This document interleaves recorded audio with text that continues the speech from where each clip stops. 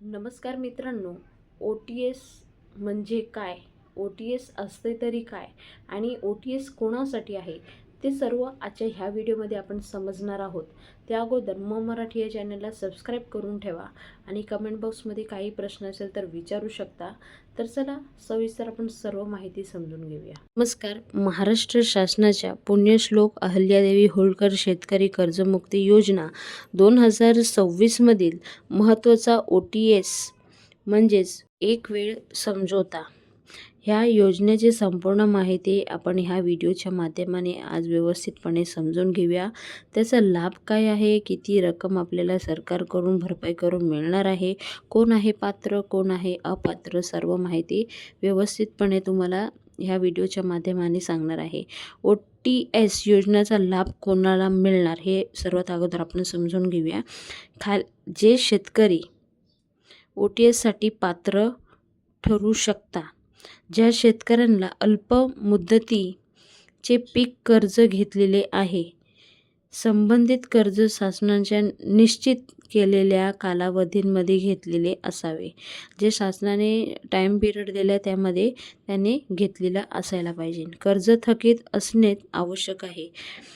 त्यानंतर शासनाचे जाहीर केलेले ओ टी एसच्या मुदतीचे पालन करणे आवश्यक आहे. ज्यांचे थकबाकी ठराविक मर्यादापेक्षा जास्त आहे त्यांनी मर्यादापेक्षा जास्त असलेली रक्कम स्वतः भरण्यानंतर ओ टी एसचा लाभ मिळू शकतो. हे आहे कोणाला लाभ मिळणार त्याबद्दलची माहिती. ओ टी एस योजनेचे फायदे काय? थकीत कर्जातून दिलासा मिळतो. कर्ज खाते नियमित होण्यास मदत होते. भविष्यात पुन्हा पीक कर्ज घेणे सोपे होऊ शकतात. व्याजाचा आर्थिक भार कमी होण्याची मदत मिळते सरकारकडून. आता ह्यामध्ये महत्त्वाची सूचना आपण व्यवस्थितपणे समजून घेऊया. ओ टी एसचा लाभ सर्व शेतकऱ्यांना आपोआप मिळत नाही. ह्या गोष्टी लक्षात ठेवा.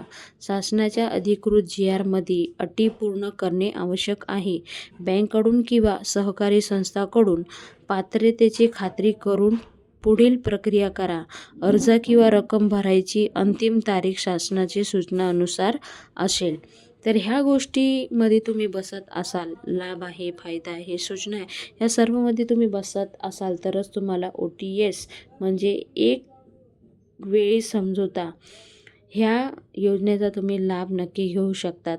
आता निकष काय आहे तर ओ टी एस म्हणजे थकीत पीक कर्ज असलेले पात्र शेतकऱ्यांना एक रक्कम समझोता कर्जातून दिलासा देण्याची योजना आहे. जर तुमचे पीक कर्ज थकीत असेल तर तुम्हाला तुमच्या बँक खात्यामध्ये जे ओ टी एसची रक्कम आहे ते व्यवस्थित तुम्हाला मिळेल. पण ह्या सगळ्या निकषात तुम्ही बसत असाल तेव्हा. तर ओ टी एस योजनेचा तुम्हाला लाभ घ्यायचा असेल तर हे सगळे नियमात तुम्ही बसायला पाहिजे. जवळपास तुम्ही पोर्टलवर जाऊन ह्याची अधिक माहिती घेऊ शकतात आणि ऑनलाईनसुद्धा अर्ज करू शकतात.